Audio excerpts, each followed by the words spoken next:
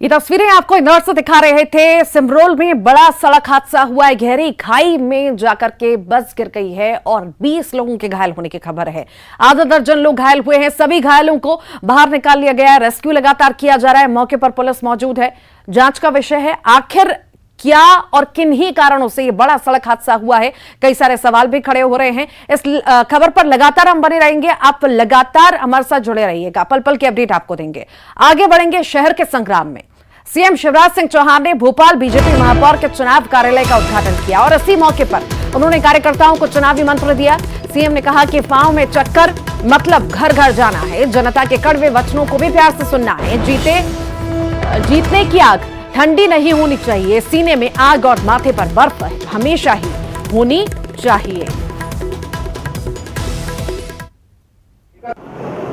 एकदम काम में अगर नहीं लगे हो तो सबसे पहली चीज उनको सबको निकालो। अपने भाई सब अपने सबको प्रेम से बोलो, सबको साथ ले लो। वार्ड में की वोटर मतलब जिनके पास 10, 25, 50 वोट है उनको निकाल लो।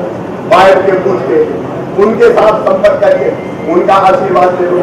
अलग अलग समाज से भी है, खेल क्लब है, अलग अलग तरह के संगठन है, उनके लोग हैं तो उनको संग ले लो।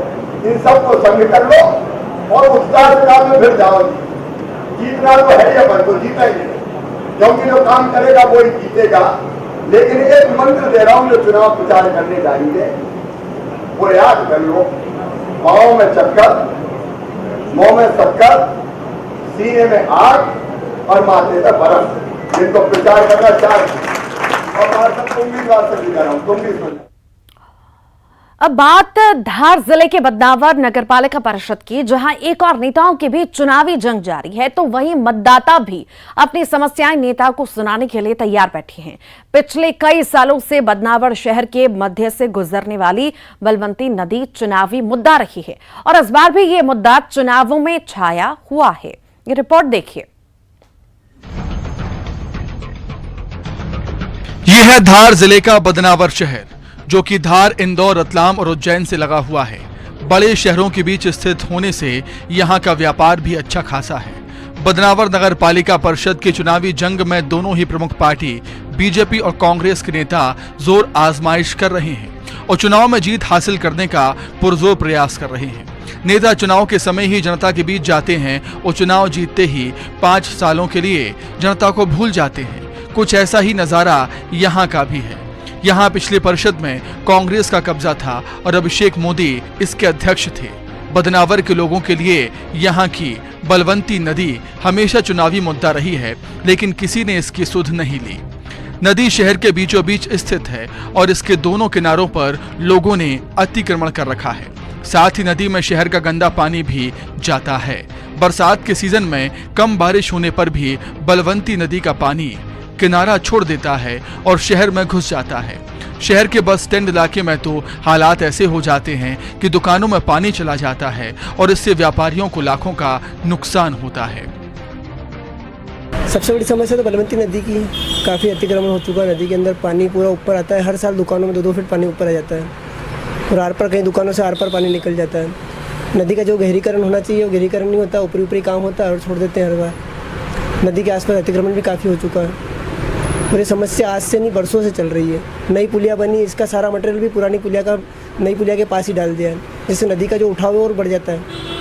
नदी में जो पानी आना चाहिए उस पुलिया के मटेरियल के ऊपर से होके आता है, उसकी वजह से नदी ऊपर आती है। तो बारिश में क्या दिक्कत होती है? बारिश में दुकानों में पूरा पानी भर जाता है, सब गंदगी भर जाती है, दुकानों का मटेरियल सब खराब होता है, सामान सब खराब होता है। कई दुकानों में लाखों रुपये का नुकसान हर साल होता है। बरसात के दिनों में कम बारिश होने पर भी के पास बसी बस्तियों में पानी घुस जाता है और यदि बारिश अधिक हो जाए तो लोगों के आधे आधे घर पानी में डूब जाते हैं, जिससे लोगों को खासी परेशानियों का सामना करना पड़ता है। स्थानीय लोग अब फिर से समस्याएं लेकर नेताओं के सामने आ रहे हैं। बारिश में सर सब पानी इधर ही आता है सर, सबके घर में घुस जाता है और नदी के पास से जो पानी इधर बारिश में आता है तो पूरे सभी के घर के अंदर घुटने तक चला जाता है। शिकायत करी इसकी आपने? जी, शिकायत हम 3-4 बार करके आए। अभी भी 2-4 दिन पहले करके आए हैं। एसडीएम साहब को भी दी है, प्लस मैडम को भी दी है, सीएमओ मैडम को भी, और सभी की रजिस्टर वगैरह मैडम ने मांगी थी तो हमने उनको भी दी है। निराकरण हुआ कुछ?